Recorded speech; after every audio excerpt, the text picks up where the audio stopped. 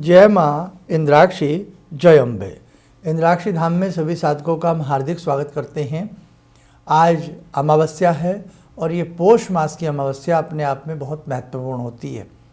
यदि आपके जन्मांक में, आपकी जन्म कुंडली में पितृदोष लगा है या आपके पितृ आपसे असंतुष्ट हैं या आपको लगता है कि आपके पितरों की आपके घर में कभी पूजा नहीं हुई है, पूजा से अर्थात उनके निमित्त कोई परोसा, कोई दान आदि नहीं निकाला गया है, तो पौष की अमावस्या आपके लिए बहुत महत्वपूर्ण है। आइए पहले आज का हम पंचांग देखें, फिर आगे की चर्चा करते हैं। 19 दिसंबर सन 2025, दिन शुक्रवार, संवत 2082, पौष मास, कृष्ण पक्ष, तिथि अमावस्या, नक्षत्र ज्येष्ठा। आज जन्मे जातक गणमूल नक्षत्र की श्रेणी में होंगे।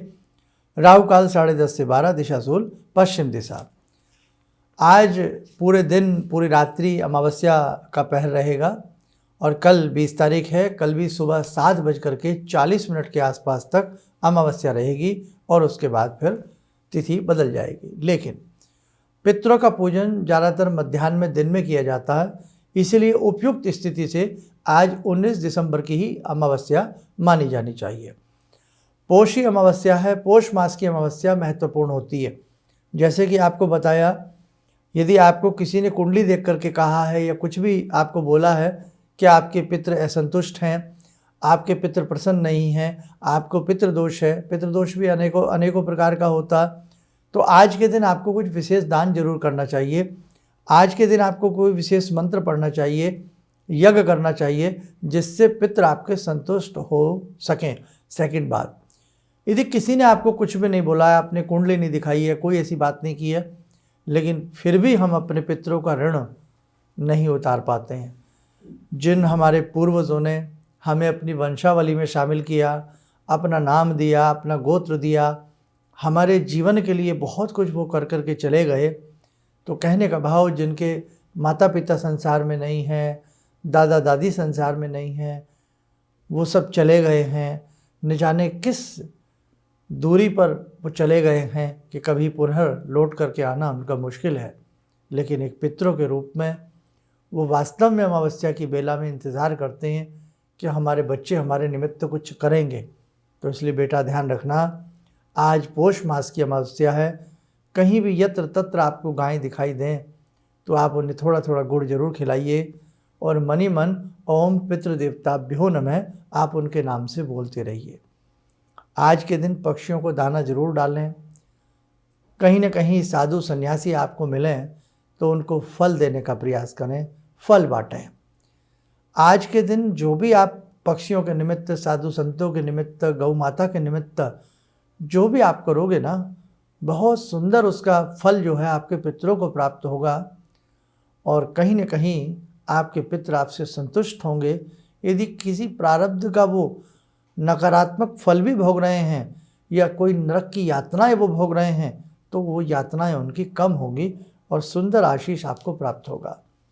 इसी के साथ साथ एक लोटे में जल लें, उसमें काला तिल मिलावें, थोड़ा कच्चा दूध मिलावें, गंगा जल मिलावें, मीठा मिलावें और दक्षिण दिशा की तरफ मुख करके ओम पितृदेवताभ्यो नमः ऐसा बोलें और मन में ऐसे भाव लावें कि हे पितृ, हे जितने भी हमारे जाने अनजाने पितृ हैं, उन सबको ये जल हम दे रहे हैं, अर्पण कर रहे हैं और इस तिलांजलि से, तिल वाले जल से वो संतुष्ट हों।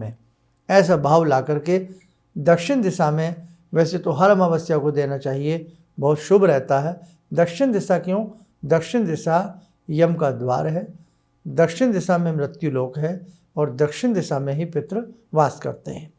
इसलिए बहुत सारी ऐसी चीज़ें हैं, भले ही हमने वो द्वार नहीं देखा, हमने वो मृत्यु लोक नहीं देखा, हमने सिर्फ सुना है, लेकिन हमें सुनने के साथ साथ अपने धर्म पर विश्वास करना चाहिए, अपने ऋषि मुनियों की वाणी पर विश्वास करना चाहिए, अपने पुराणों में लिखित बातों पर हमें विश्वास करना चाहिए। अनेकों संप्रदाय हैं, अनेकों ऐसी और मतावली हैं, धर्मावली हैं जो अपने अपने पूर्ण रूप से विश्वास करते हैं, लेकिन हमारे इतने शास्त्र हैं, इतने उपनिषद हैं, इतने पुराण हैं, फिर भी कई बार हमारा विश्वास डगमगा जाता है, डोल जाता है। इसलिए बेटा, अपने ऋषियों की वाणी पर, उनके चिंतन पर आप विश्वास करें। तो आज के दिन जितना आपसे बन पड़े आप करने का प्रयास करें। चलते फिरते उठते बैठते आप गायत्री मंत्र जरूर जपें। संभव हो तो पितृ गायत्री या सिंपल गायत्री मंत्र से चाहे 24 आहुतियाँ देसी घी से नारियल काट करके या आम की समिधा या बेरी की समिधा, फलदार वृक्ष की समिधाओं से, लकड़ियों से प्रज्वलित करके आप यज्ञ भी कर सकते हैं। और इसी के साथ साथ आज की गई गौ सेवा अनंत गुना फल देती है। आज की गई चौपाई की सेवा, जिस पशु के 4 पैर होते हैं, चाहे वो कोई भी हो, तो बेटा सेवा जरूर करनी चाहिए। घोड़ा हो, घोड़ी हो, खच्चर हो, कोई भी हो, सबके अंदर हमारे जैसा मन है, सबको हम जैसी भूख लगती है, सबको हम जैसी प्यास लगती है। आज बहुत काम लिया जाता है इन सब से। आप देख रहे हैं गायें माता किस प्रकार से यत्र तत्र विचरण करती पाई जाती हैं, और भैंसों का और बछड़ों का तो पूछो ही मत कि उनकी क्या दुर्दशा की जा रही है। मात्र दूध का उनको उत्पादन समझा जा रहा है, बस उनका दूध निकाल लीजिएगा।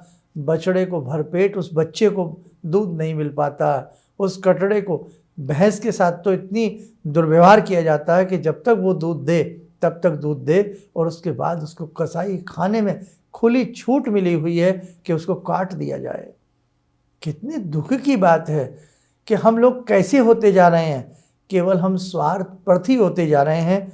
आप ध्यान रखना, इन पशुओं की मूक वाणी आने वाले समय में ऐसे जलजले लेकर के आ रही है कि व्यक्ति अपने आप को बचा नहीं पाएगा।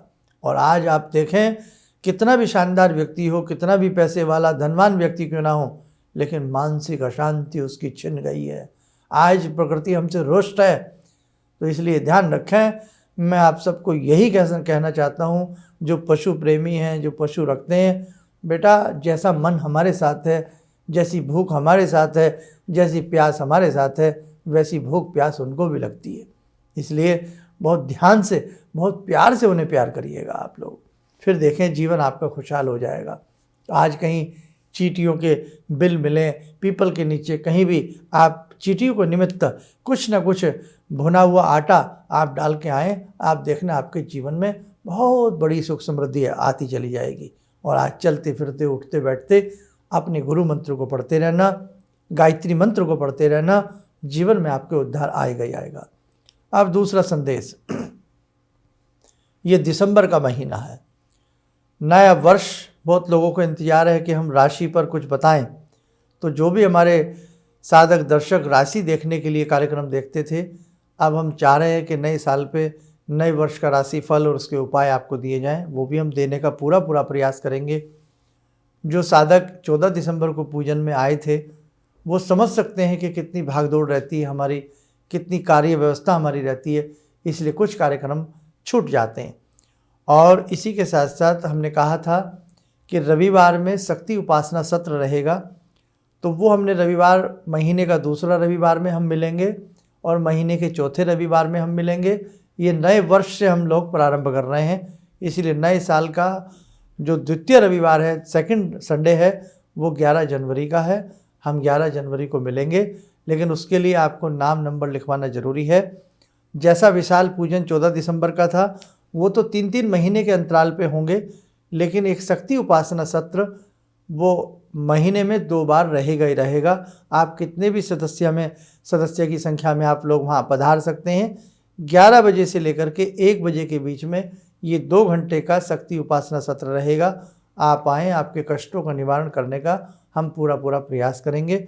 लेकिन फिर आपसे कह देते हैं कि जब आप अपने स्थान से चलें या वहाँ पहुँचे, तो आप इस हिसाब से अपनी ट्रेन बस रखें ताकि आप शाम को 3-4 बजे वहाँ से जा सकें, है ना, ताकि समय से सब अपने घर पहुँच सकें। और दूसरी इम्पोर्टेंट बात क्या है कि जन्मपत्री या हाथ की रेखाएं दिखाने के लालच में कृपया वहाँ न आएँ। आप बुरा ना माने, क्योंकि वहाँ हम कोई हाथ या कुंडली नहीं देखना चाहते हैं। केवल शक्ति की उपासना से आपको जोड़ना चाहते हैं, शक्ति उपासना आपसे कराना चाहते हैं, उपासना की विधियाँ आपको बताना चाहते हैं, और आपके जीवन के जितने कार्य कंटक हैं, जितनी दुख तकलीफ़ें हैं, उन्हें जगत जननी की उपासना से दूर करवाना चाहते हैं। तो ध्यान रखना, वहाँ कोई जन्म पत्रिका या हाथ की रेखाएं नहीं देखी जाएंगी।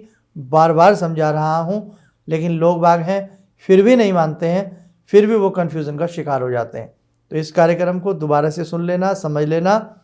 और 11 जनवरी को हम आपको आमंत्रित करते हैं, जो भी वहाँ पर आना चाहे 11 बजे से लेकर के 1 बजे तक। तो 11 बजे ही पहुँचने का प्रयास रखें तो ज़्यादा अच्छा रहेगा। आइए, समय हो चला आज की ध्यान साधना का। जुड़ते हैं आज की ध्यान साधना में जगत जननी मंगल करणी भगवती जगदम्बा से। ओम सिंदूरारुण विग्रहां त्रिनयनां माणिक्यमूले स्फुरात् स्तारानायकशेखरं स्मितमुखी भापेन वाक्छोरुवां पाणिभ्यामलपूर्णरत्नचषकां रत्नोत्परां बिभ्रति सौम्यां रत्नघटस्थरक्तचरणां ध्यायेत् परां अम्बिकां खड्गं चक्रगदेषु चापपरिगान् शूलम्बुशुण्डिं शिरा शङ्खं संदधतीं करे स्त्रीनयनां सर्वाङ्गभूषावृतां नीलास्मद्युतिमास्य पाददशकां सेवे महाकालिकां यामास्तो स्वपितैहरो कमलजो हन्तुं मधुं कैटवम् विद्युद्दाम समप्रभां मृगपते स्कन्दस्थितां भीषणां कन्या विहकरवालखेटविलसा धस्ताविरासेवितां हस्तैश्चक्रगदाशिखेटविशिखां चापं गुणं तर्जनीं विप्राणामलिलात्मिकां शशिधरां दुर्गां त्रिनेत्रां भजे। कवच मना लें, ध्यान करें, भगवती का शुभ आशीष हम सबके ऊपर बरस रहा है।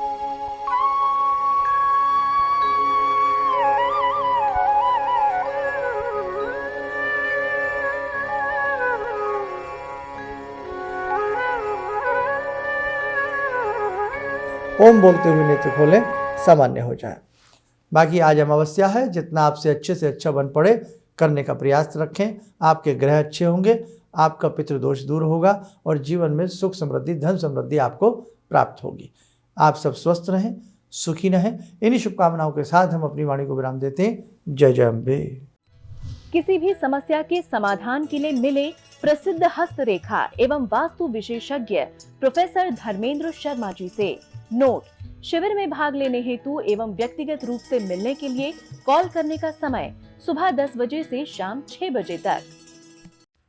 हमारे विभिन्न ज्ञानवर्धक कार्यक्रम देखने के लिए आप हमें अभी सब्सक्राइब करें, बेल आइकन को प्रेस करें ताकि आप देख सकें हमारा कार्यक्रम सबसे पहले।